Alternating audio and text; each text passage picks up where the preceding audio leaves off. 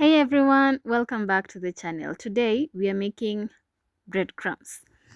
We will start by lining our tray with aluminum foil because that is the easiest way you can do it. You can also line it with baking paper that you can get in any store that sells baking supplies. Then you're going to arrange the bread and put it in the oven at 180 degrees. If you're keen enough, you will realize that I've not added any water like I normally do in the previous videos, and it is because the main point is to dehydrate the slices of bread.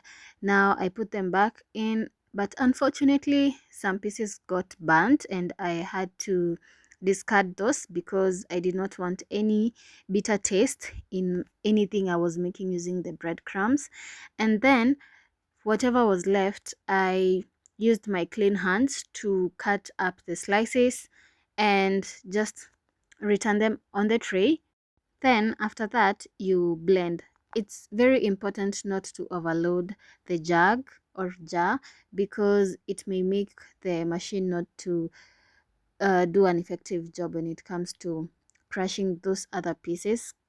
And then I spread them out again on the tray, then later transferred it into a dry jar.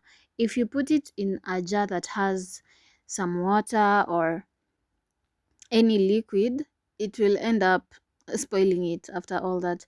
So the point is to keep it dry and put it in an environment that is also dry.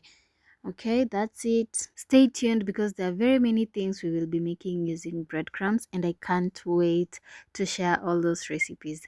Goodbye. Remember to subscribe to the channel and share this video to someone who needs it or someone interested. Bye bye.